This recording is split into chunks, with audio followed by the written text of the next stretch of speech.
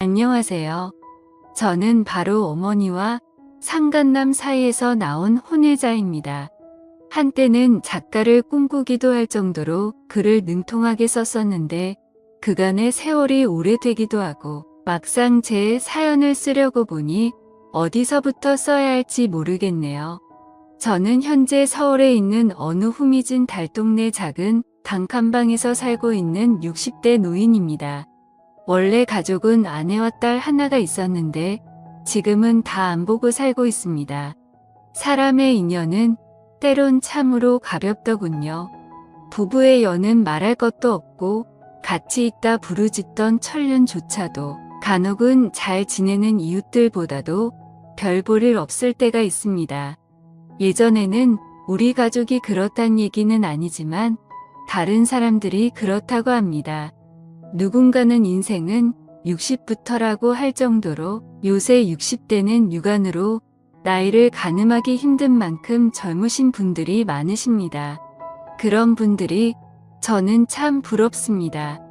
저는 40대에 충격적인 일을 겪고 이 회생 불가능한 고통을 받아서 그런지 60대이지만 80대 가까이 되어 보일 정도로 많이 늙었습니다. 세월의 흔적인 주름은 그 사람이 어떤 삶을 살았는지를 알려준다는데 거울을 보면 전 스스로가 부끄럽고 흉측하게 이를 데 없어 가끔 모습에 치가 떨리기도 합니다. 태어나면서부터 제가 모두에게 재앙인 존재였다는 것을 모르고 산 것도 큰 죄입니다. 모든 건 제 부정한 어미로부터 시작되었습니다.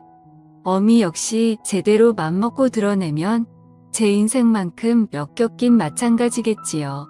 저는 어렸을 때 외아들로 부모님과 화목하게 살았다고 생각했습니다. 저희 아버지가 출판사 사장으로 근무했던 덕분에 전 책을 가까이서 접할 기회가 많아 자연스럽게 책과 가까이 지내게 되었고 글 쓰는 것도 좋아해서 일찌감치 진로를 결정했습니다. 제게 꿈을 심어준 아버지는 다정다감한 성격인 반면 어머니는 오히려 무뚝뚝하고 감정 표현을 잘 안 하시는 분이셨어요. 사근사근한 성격이 아니라서 어렸을 때부터 친엄마임에도 불구하고 벽이 있었습니다. 친구처럼 친하게 지냈던 아빠와는 달리 엄마와는 뜻이 딱딱한 관계로 지내었고 아버지는 그런 엄마와 저를 친하게 지내게 하려고 했는데 제가 엄마를 닮았는지 둘 다 성격이 비슷해서 항상 평행선을 유지했어요. 그러던 중 중학교 2학년 때인가 머리가 굵어지려 할 무렵 저는 친구네 집에서 놀다 오던 밤에 엄마와 오래전부터 저희 집에 드나들었던 아빠의 지인 후배가 여관에서 나오는 것을 발견했습니다. 믿을 수가 없더군요. 맨날 집에서는 굳은 얼굴만 하고 있던 엄마가 그 남자를 만나는 순간부터 즐거워하며 웃고 있었습니다. 그 파렴치한 놈은 독신으로 어쩜 큰 거와 잘 맞던지 심장이 무너져 내리는 것 같더라고요. 엄마가 다른 남자와 외도하는 모습을 목격하는 그 억장이 무너지는 심장은 차마 당해보지 않은 절대로 모를 것입니다. 가끔 휴일날 엄마가 새빨간 거짓말로 아빠를 속이며 나가는 게 보였지만 제가 할 수 있는 일이라고는 없었습니다. 그렇지만 이러다 진짜 아빠가 상처받을까 싶어 하루는 용기를 내어 외할머니 일을 돕는다는 핑계를 대며 외출하는 엄마를 붙잡고 선 통사정을 해보았어요. 엄마 나가지 않으면 안 돼. 오늘 아빠랑 같이 외식하자. 아니면 어디 가까운 데라도 바람 쐬러 가자. 내가 외할머니한테는 엄마 못 간다고 연락할 테니까 같이 있자 우리. 하지만 엄마는 절딱한 눈빛으로 한참을 보다가 어깨를 토닥이고는 미안하다며 꼭 가봐야 한다고 기어이 나서더라고요. 외할머니 일을 돕는다면서 유난히 새빨간 입술에 뾰족 구두를 신고 나갔던 엄마였네요. 제가 말려서 될 일이 아니란 걸 깨달았습니다. 저는 그 이후로 속으로는 엄마 취급도 안 하면서 살았어요. 제발 엄마가 그놈과의 더러운 관계를 들키지 않기를 그저 아빠가 이 모든 추악한 진실을 모르길 바라는 마음으로 하루하루 살얼음판을 걸으며 살았지만 저를 보며 웃는 아빠를 위해 효도하고 싶었습니다. 철이 빨리 들어 공부도 악착같이 더 열심히 했고 아빠가 기뻐하는 일이라면 다 해주고 싶었습니다. 덕분에 저는 늘 상위권의 성적을 유지했고 고3 때 본 시험은 운이 좋은지 만점 가까이 나왔습니다. 문내 창작과나 국문학과를 지원하려는 절 다들 뜯어말리며 전문직을 가질 수 있는 과를 가라며 조언했지만 단 한 사람 아빠만은 제 꿈을 응원해 주더라고요. 아빠는 우리 아들이 꿈을 갖고 있는 것만으로도 참 좋다. 누구네 자식들은 이 꿈도 없다고 하는데 넌 목표를 세우고 이루기 위해 최선을 다해 노력하니 아빠는 그런 너가 참 자랑스러워 뭐. 만약 이도저도 안 되면 아빠 출판사에 와서 같이 동업하면 되지 않? 그러니 다른 사람 말 듣지 말고 너가 하고 싶은 거 하면서 잘해 나가라고 말씀을 해주시니 어찌나 감사하던지요.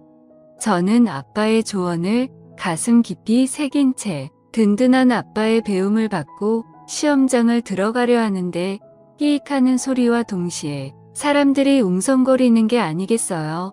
얼떨결에 보니 맙소사 방금 전까지 절 바래다주며 시험 잘 보라던 아빠가 제 눈앞에서 교통사고를 당하셨습니다.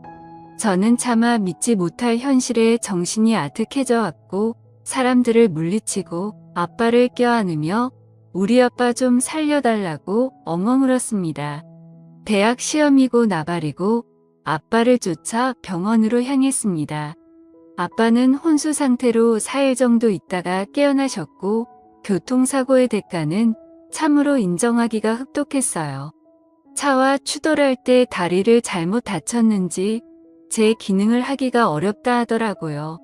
아빠는 절망하며 힘겨워했지만 애써 가족들에게 괜찮은 척하며 그 와중에도 제 포기해버린 대학 시험을 걱정하시며 진심으로 미안해하셨습니다. 저는 아빠의 손을 꼭 잡고 시험은 어차피 해마다 있으니 괜찮아요.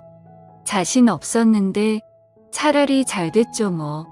1년 동안 공부 준비 더 열심히 해서 좋은 성적 거두면 되니까 아빠 몸이나 신경 쓰세요. 라고 어른스럽게 얘기해주니 아빠는 저를 붙잡고 미안함에 하염없이 우셨네요.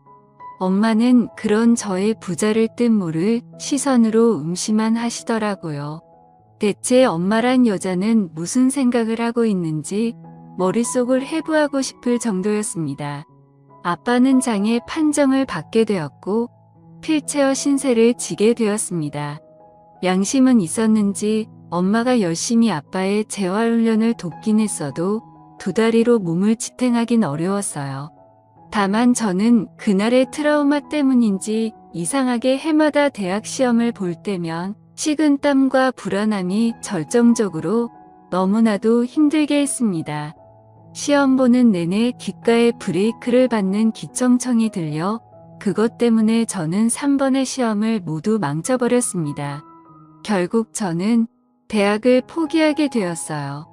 군대를 다녀오니 어느새 전 20대 후반으로 접어들었고 변변한 직업 없이 글에만 올인하겠다며 글을 쓰니 어느 순간 30살까지 되어 이제는 집안에 손 벌리는 것이 치욕스러운 일이 되어버렸습니다. 죄책감의 이루 말할 수 없던 저는 결국 글 써서 밥 벌어먹겠다는 꿈을 접고 평범한 중소기업에 취직했습니다. 그리고 그곳에서 만난 동갑내기 직장 동료와 3년 연애 후 결혼을 하게 되었습니다. 아내는 늦은 나이 때문에 아이를 빨리 가지려고 노력했지만 번번이 습관성 유산을 하게 돼버려 결국 직장을 그만두고 아이를 기다렸습니다. 아내는 회사를 그만둔 지 5년 만에 임신이 되었고 10달 후 예쁜 딸을 보게 되었어요. 하지만 기쁨이 채 가시지도 전에 우리에게는 또 다른 비극이 찾아왔습니다. 우리 아버지께서 당시 높은 지대에 있는 단독주택에 살고 계셨는데 아빠는 혼자 휠체어를 끌고 나왔다가 비탈길의 속도를 이기지 못하고 사고가 일어나 60대 중후반 이른 나이에 저 세상으로 떠나고야 말았네요. 아빠의 며 앞에서 얼마나 울었는지 모릅니다. 하지만 엄마는 독하게도 사람 갈 때 되었으니 간 것뿐이라며 눈물 한 방울 흘리지 않은 채 묵묵하게 장례식을 진행했고 손님들을 맞았습니다. 속으론 아무리 딴 맘을 품고 있을 지언정 겉으론 아마 상중 찾아온 손님 생각해서라도 슬픈 척하는 성의 정도는 보였으면 좋았을 걸 온갖 정남이가 떨어지더군요.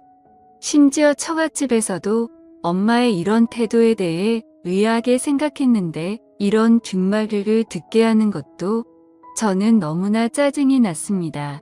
그러다가 상간남이 두꺼운 납작으로 조문객으로 찾아왔는데 우리 가정의 모든 비극이 저치로부터 시작된 것 같아 가만두고 싶지 않더군요. 나도 그놈도 멱살을 잡고 한바탕 하고 싶은 거 간신히 참고 버티고 있는데 또 둘이 나가대요. 얼마나 절절한지 그새를 못 참고 사람 시선을 피해 뒷구녕으로 만남을 가지는데 어떻게 사람으로서 배우자의 장례식에서까지 저럴 수가 있는지 엄마는 사람도 아니었습니다.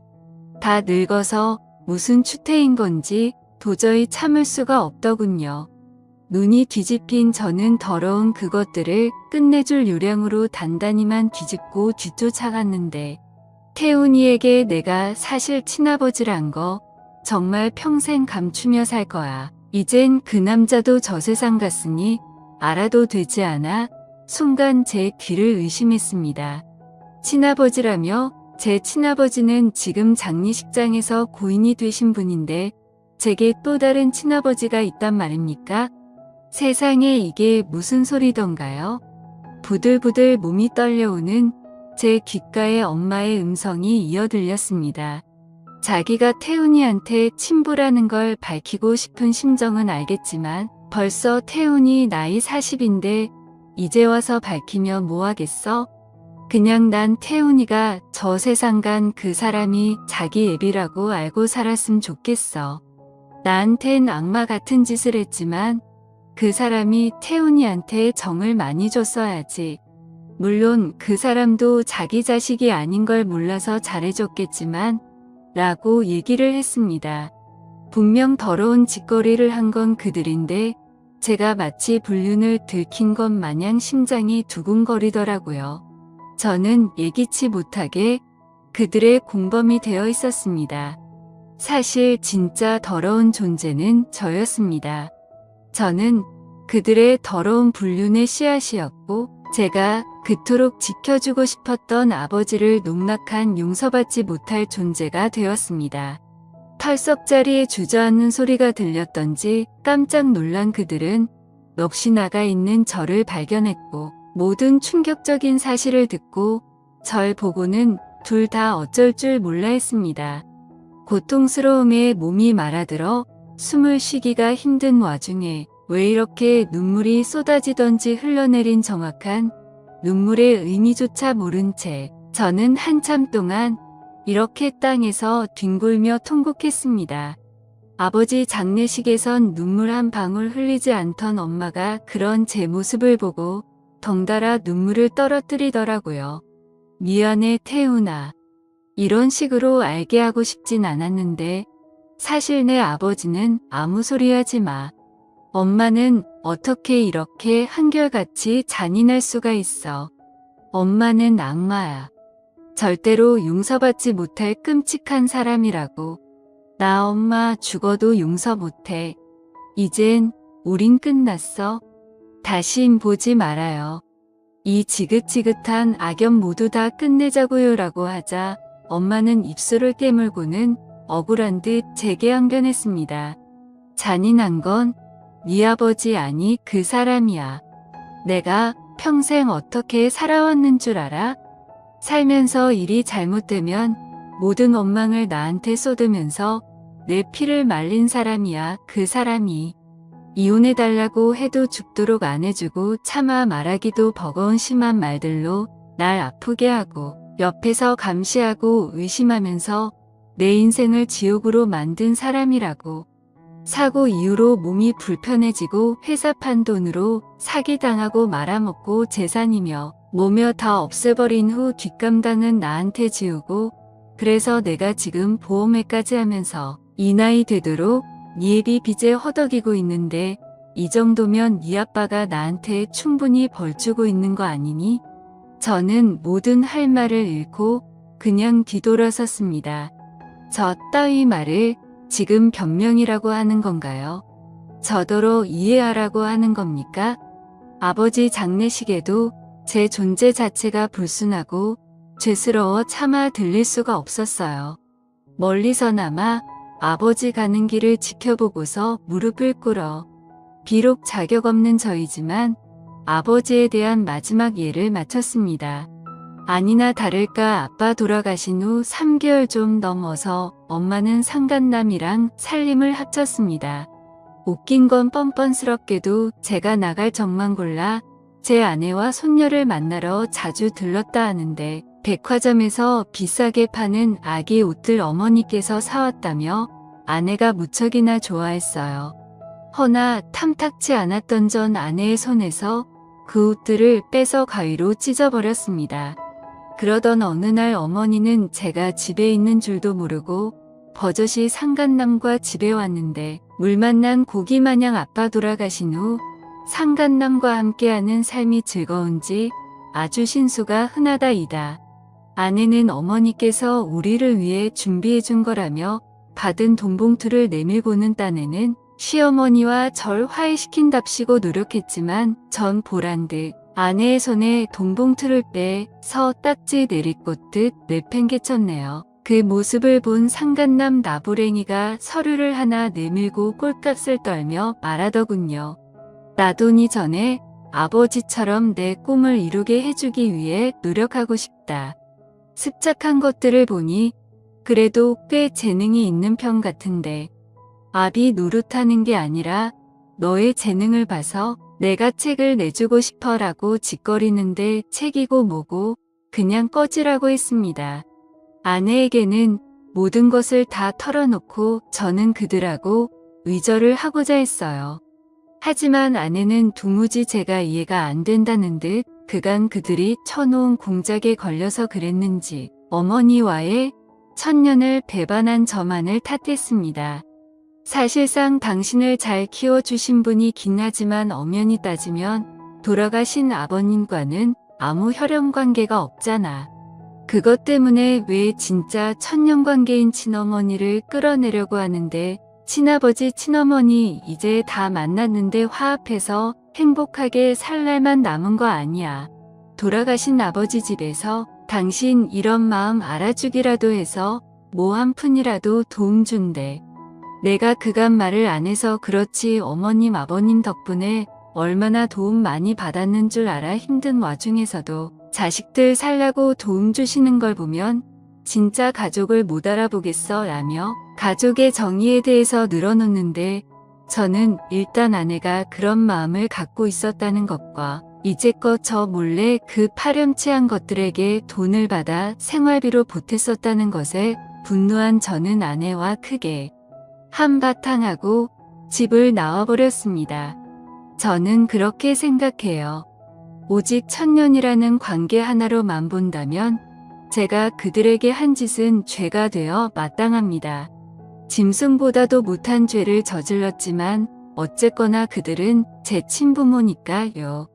하지만 전 저를 키워주시고 사랑으로 길러주신 아버지의 정이 자꾸만 생각나서 저를 향한 그 큰 사랑이 떠올라 그 마음을 은혜를 묻히게 하고 싶지 않습니다.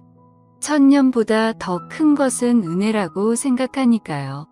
아내도 저도 잘못한 것이 없고 서로 의견이 맞지 않은 건 어찌 보면 당연한 거지만 저는 더 이상 아내 얼굴을 보기가 힘들더군요. 그리고 더 정확한 이유를 들자면 여자를 믿을 수 없다는 게 제 결론입니다. 아내는 모르지만 혹여나 아내가 저 몰래 다른 놈의 아이를 임신한 게 아닐까. 저는 마음에 걸려서 몰래 유전자 검사를 했다가 친절하고 확인한 후 안심하고 또 그런 제 모습에 실망하고 아내와 딸에 대한 미안함이 밀려들어 한동안 방황하고 너무나 괴로웠습니다. 아내에 대한 잊혀진 증세도 보이려 하고 아내의 모든 말과 행동이 너무나 의심이 들면서 살았는데 정신이 들어보니 아내가 제발 그만하라며 울고 있더라고요. 전 견디질 못하고 아내와 딸을 떠나버렸고 결국 이혼하게 되었습니다. 어머니의 부정한 짓에 대한 나비 효과는 결과적으로 제 가정을 잃게 만들었고 가족에 대한 신뢰를 잃게 만들어 버렸습니다. 전 혼자가 되어 버려서 60이 넘은 이제껏 힘들게 막노동 일하면서 단칸방에서 외롭게 생활하고 있네요. 죽지 못해 사는 맘이 딱 제 상황인 것 같습니다. 다만 한 가지 아른거리는 건 저희 딸이에요. 우리 딸도 이제 대학생이 되었을 텐데 그 아이가 많이 보고 싶어요. 아내도 재혼해서 가정이 있고 그 아이는 아내의 남편에게 아버지라고 부르며 잘 살 텐데 딸에게 혼란을 주고 싶지 않은 마음도 드네요. 제 사연을 읽어주셔서 감사합니다.